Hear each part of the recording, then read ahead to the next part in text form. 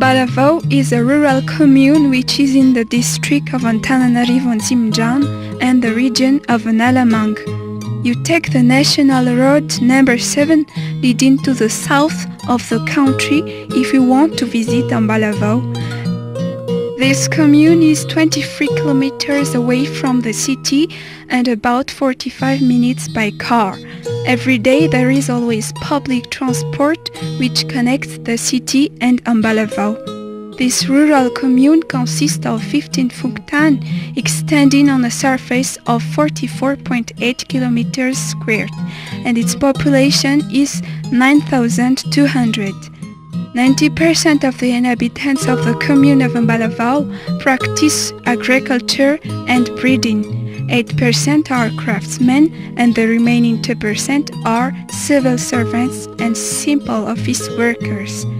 The inhabitants of the commune cultivate mainly flowers, fruit trees, young plants in seabed and pineapple. On the tourist level, there are in Ambalavao some attracting places like the forest station of the Seasound and the Zodab Farm.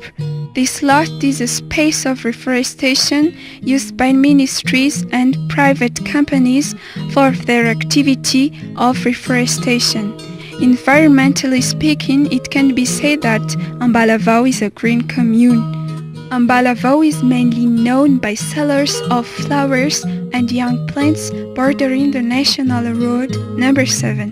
Apangabe, one of the fuktan that constitutes Ambalavao, is the place where the artisans sell their products and the craftsman center is located close to it. It's through the commune of Ambalavao that one gets into the region of Analamang. Ambuniandefan is one of the 15 fuktan of Ambalavao.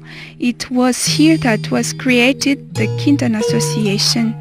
This fuktan has a surface of 3.5 kilometers squared on which live 450 inhabitants. They cultivate mainly rice, cassava, beans and peas. Quintana was created in 2002. It currently counts 10 members including 3 women. Its office is located within the fuktan of Ambuniandefan.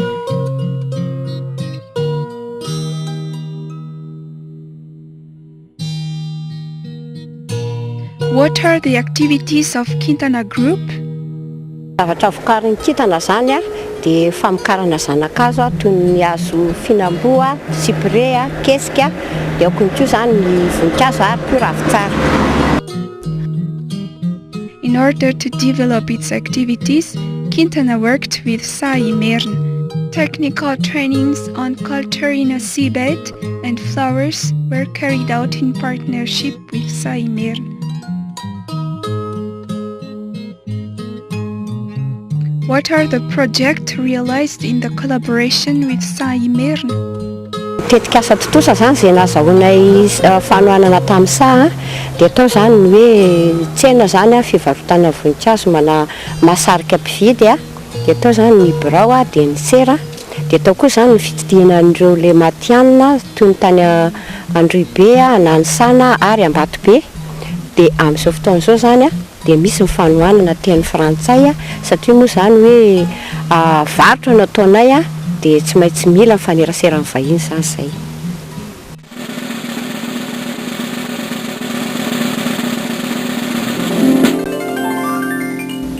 Tao aorian'ny fiofanana izay azon'ny Kintana zany dia navokatra zanakazo ravitsara miisa 2 alina isa izy, dia navokatra cyprès 2 alina isa ary navita Commune 2 alina isa. After the reconstruction of the market, in accordance with norms, many purchasers came into contact with Quintana Group and the revenue of each member has increased. Celestine and her family are among those who have gotten profit. Ny tsara ny fiainanay natrenina nanaovanay ny fambolena zanakazo dia tao koa moa nazahoanay omby dia télé dia radio dia navitanay ny trano dia tao koa navitanay ny fampianarana zanakay sy nandoavana ny akolazy. Do they make progress after learning French course? raha vokatra aloha no siteny dia mahavelom-bolo tokoa satria efa afaka miteny tsotsotra miteny frantsay reto tatsaha reto sady tsy manana hoe menamenatra na tahotahotra zany intsony rehefa misy mpiatsena vahiny tonga amindry zareo ary isan-kerinandro zany dia mahavelom-bolo tokoa satria tonga izy dia mitatitra hoe efa nampiarinay ry madamany zao efa nampiarinay ry madamany zao dia hitanao amin'izay fa mora ny mampianatra olon-dehibe satria ilay zavatra tena ilainy zareo no andehanana avy hatrany. Besides the fact that the members obtained advantages from the project, the rural commune of Ambalavao has also profited from the works realized by Quintana Group. Among others, the building and the rehabilitation of the health center consisting of 11 rooms, the road building in Sanfuktan, the reconstruction of one lower secondary school of 9 classrooms, the construction and rehabilitation of all the public primary schools, electrification and water adduction, the rehabilitation of the football pitch, and finally, on the environmental level, the commune currently has 20 hectares of reforested ground, and since 5 years, people have not practiced any more bushfires.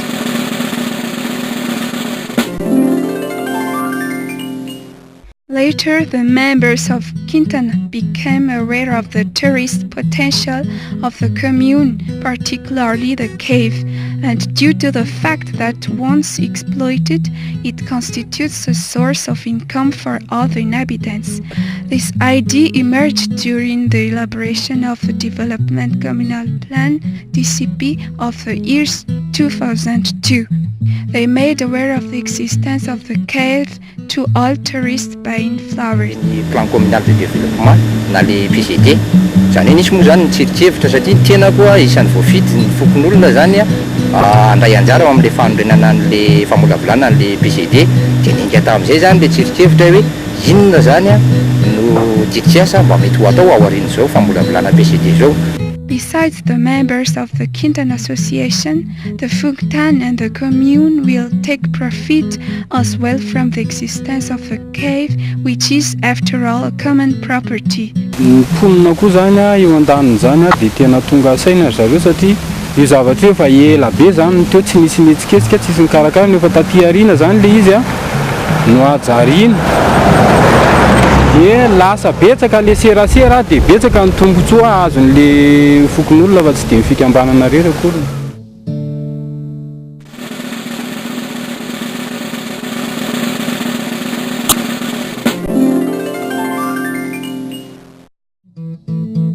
What are the picturesque characteristics of the cave?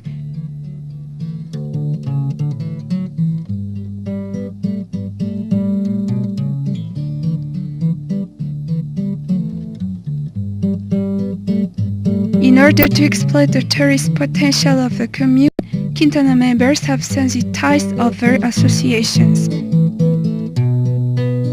Vokatra fanentanana nataonay Quintana dia nasarika fikambanana telo be zao zay zany hiaraka hikarakaranay amin'ny lakoroty. Naran'ireo fikambanan'ireo dia ny miara-mandroso, miara-mamindra ary ny tselatra. Quintana and 3 other associations, namely Miaramandrus, Miaramamindra and Tselaj, made strong efforts to find means to achieve their project.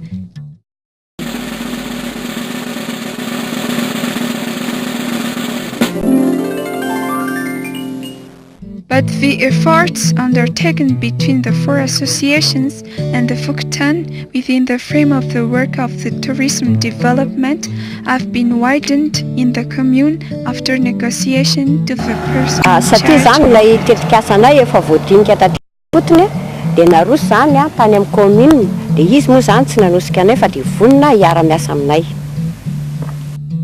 They also negotiate with the communal authorities so as to widen the works within the framework of the tourism development. They have begun as well working with other partners. Zay zany zao dia miasa amin'ireo akolafy kely manodidina anay ireo. mpivarotra zanak'azo samihafa zany, mpivarotra mananasy, ao koa zany ny mpivarotra sirafy, eo koa ireo mpizahatany.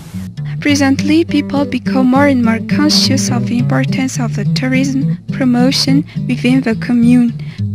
Zavatra niova aloha dia tena hoe betsaka ny miova satria nareo le vahiny ireo a lasa betsaka zany le ohatra miserasera ety aminay a, tsy laza fotsiny afa tsy ny hoe tombontsoan'ny vahoaka rehetrarehetra zany ohatra hoe mandalo le vahiny dia miakatra mivokatra dia navokatra tokony ho andanina fireo amidy any Antananarivo raha isin'le mpizahatany aty zany dia zay zany mahatsapa hoe tena betsaka zany ny tombontsoa azon'le fokon'olona aty zany amin'le momba ny lagoroto. Why the participation of the partners occurs under this aspect? Anisan'ny fepetra mahomby ny fananany kintana mpitondra mahay mitarika. Dia izay koa dia mahay mizara ny traikefanananay ho an'izay olona mitady azy. The only fact of noting successes of the projects undertaken by the Kintan Association within the Fungtan and its work with other associations constitutes already an effective sensitization for the inhabitants. Naresy lahatra nay le fokon'olona manoana ny kintana zany dia no fahitana ny firoborobon'ny tsenany. The members of Kintan take part actively in the general affairs of the Fungtan. Ny kintana zany dia mazoto mandray anjara foana eo amin'ny asa bokon'olona. The project carried out was based on the idea of the inhabitants. Zany hoe tseritrevitra ihany moa ny antena zany a, fa ny fanapahan-kevitra dia miainga teo amin'ireo fikambanana izay misy anankiefatra eto afokotaninay, ary avy eo dia ny fivoriam-bokon'olona mihitsy ihany koa no nametraka hoe mety amintsika izay ary tsapa ny vahoaka tokoa fa tsara le izy. These aspects of the participation in the development of the commune is mainly due to the respective needs and values of all the partners. The realization of an important project voted during the development of the PCD 2002 was decided.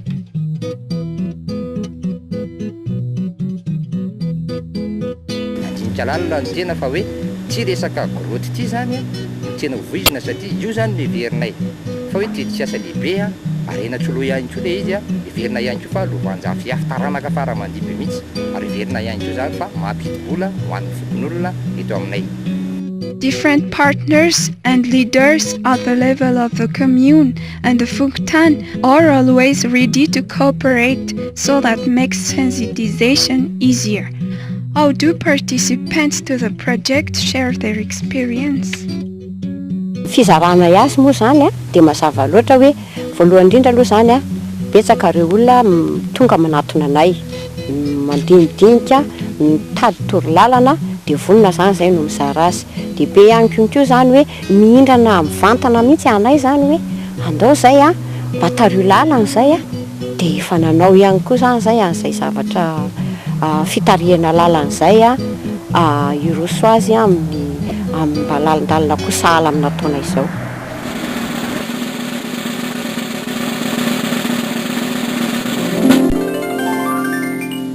Given the importance of the work, Kintan Association could not carry it out alone, so they had to work with the commune. We will see how they proceeded with this cooperation. Rehefa manao teti-bola izay dia somary miavaka kely mihitsy satria mba fandraisana anjara reo ankilafikery samy hafa ireo dia misy famorina alohan'ny fanaovana teti-bola, andraisana ny vinavinana tetikasa avany amin'izy ireo. Dia rehefa hita ny lisiny tetikasa rehetra izay novinavinain'izy ireo, niarahana ny voro tato amin'ny commune, dia avy eo ny mpanatanteraka mandrafitra azy dia alefa eo amin'ny fivorian'ny filan-kevitra, dia avy amin'ireo tetikasa no tapahan'ny ankilafikery samy hafa ireo no raisina ary atao izany tetikasa izany. In spite of capacities of their leaders, the associations are facing some problems, and that constitute an obstacle for the work achievement. zay zany tsy niandry an'le famatsiam-bola fa tonga zany zay de niasa na anadio a manao lalana zay atongavana an'le olona eo amin'le toerana misy amin'ny goroty.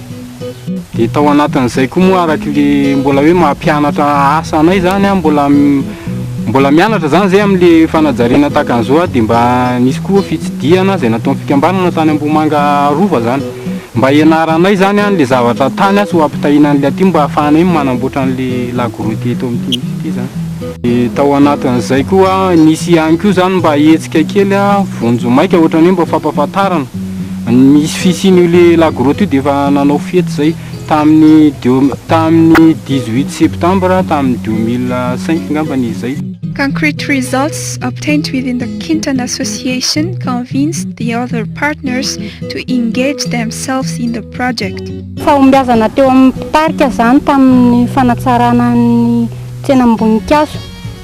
Everyone is convinced that the exploitation of natural resources brings advantages to all the inhabitants, as it is in the case of the rehabilitation of the cave of picturesque site. The participation of everyone was born from the consensus found between the four associations, which are on one side Kintan, Miaramandrus, Miaramamindra and Tselatra, and on the other side the inhabitants. Rehefa lany be sy maro ny hevitra narosy dia tapa-kevitra ny tsirairay fa vonina ndraindraikitra eo amin'ny fanateterahana ny asa. The fact that the communal authorities have an open policy, they show willingness to collaborate with anyone for the project realization. The engagement of the citizens constitutes a driving force for the development and leads to solidarity. Tena hitako hoe nampandroso an'ity commune Ambalavo ity zany a dia atao a ny fandraisana anjara ny akolafikery samy hafa teto amin'ny ny commune Ambalavo. Tao zany ny fikambanana maro samy hafa ny service technique eto anivon'ny commune dia ao koa ireo mpandraharaha izay navondrona hiara hitondra ny anjara birikiny mba fampandrosoana ity commune Ambalavo ity. How do they exploit the knowledge they have acquired? There is the capacity building of the other partners on the technical and socio-organizational plan and the management of the community life. Mahatompona andraikitra anazy zany a dia tsy maintsy za aloha zany ny voalohany indrindra tsy maintsy mitondra mpikambana namako anao anaty tosa an'ilay zavatra eo amin'ny isan'ny fokotany. They improve their working method at the level of the Fuktan, for example, sensitization on the work which was to be carried out. The inhabitants took part actively and most of the works were carried out, for example, the rehabilitation of many schools, the reconstruction of Fuktan office and the plantation of trees above the cave. Eo amin'ny commune indray zany a dia andraikitra ihany koa tsy maintsy manao fampirarahana an'izay zavatra hoe mitranga misy atao any amin'ny commune na koa hoe any amin'ny sampandraraha hafa ary dia mbola tsy maintsy za ihany zany a ny tompona andraikitra manao an'ilay fampirarahana. The commune cooperates with all those who want to bring contribution for the development of the commune, so there is a close collaboration between the communal authority and the inhabitants. Zay koa dia anisan'ny hoe mandala n'ilay fampitondrana ifotony ary manome lanja be dia be ny vahoaka sahirana any amin'ny fokotany rehetra any izay manana anjara amin'ny fitondrana ny anjara birikiny amin'ity commune Ambalavo ity ary tsy misalasala manantona amin'ny ben'ny tanàna na ny olom-boafidy tsy matahotra satria zany fampitondrana mahomby any amin'ny fotony zany a dia efa naparitaka amin'ny alalan'ny fampahalalam-baovao ny gazety sy ny mpanao davisage izay efa anananay izany. How do partners and other organizations support the project in a long term? The four associations work with SAIMERN to seek for partnerships in the aim of realizing the rehabilitation plan according to international norms.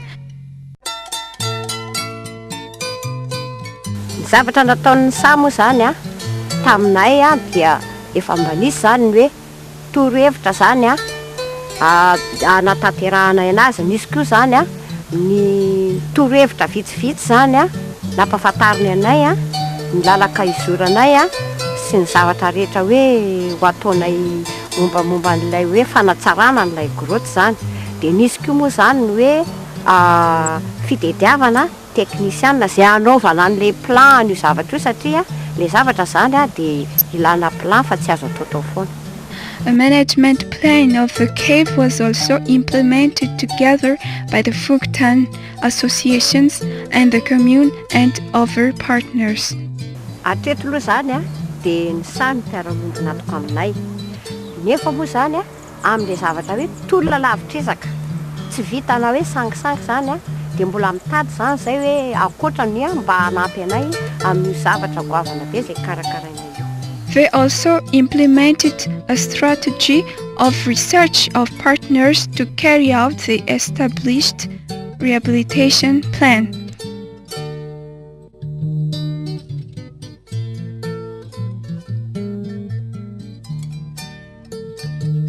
Efa nisy lamina napetraka ary mazava tsara moa momba n'io tetikasana io indrindra fa teo anivon'ny fikambanana eo anivon'ny fokotany a eo amina trehan'ny commune eo anatrehan'ny praiombonantoka aminay a indrindra amin'ireo mpizahan-tany zany a efa mipetrapetraka ireo lamina voarafitra The communal authorities are conscious of the necessity of the cooperation with other associations and the importance of their contribution in the development of the commune. This cooperation is the basis of the continuity of the work. Kitro ifarany ty commune Ambalavoty azo lazaina hoe tena andro lehibe iakina fampandrosoana ny fikambanana satria raha ny commune rery ny ezaka dia ho ela be voatafarina ilay fampandrosoana ny commune. Ny commune Ambalavoty moa zany zay tarihiko a dia nisafidin'ny lalana ho any amin'ny mangarahara na ny bon gouvernance satria raha tsy mipetraka ny fangararana amin'ny tony fitondrana ny commune itony a dia lasa mikorotana ny vahoaka satria toa misy zavatra fenipenina foana ao amin'ny fitantananao. Ny tanjona dia hoe mba ho commune avita tena tsy tambitamby ary tsy andro fa matsimbola avy any fanjakana lava izao ny commune Ambalavoty. To conclude, different conditions are necessary to make effective citizen participation in the development of the commune. They are a transparency on the level of management, regular reports by the authorities and leaders of associations on the achieved work for anyone that is concerned by the project, allowing any citizen without exception to participate and bring their contribution.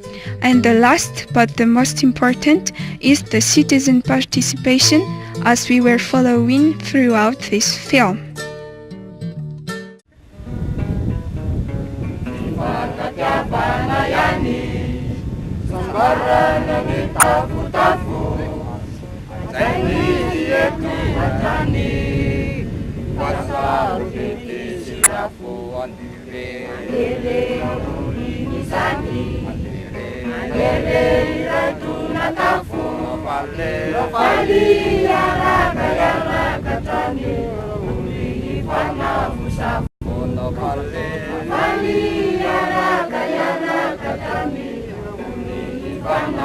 Responsable.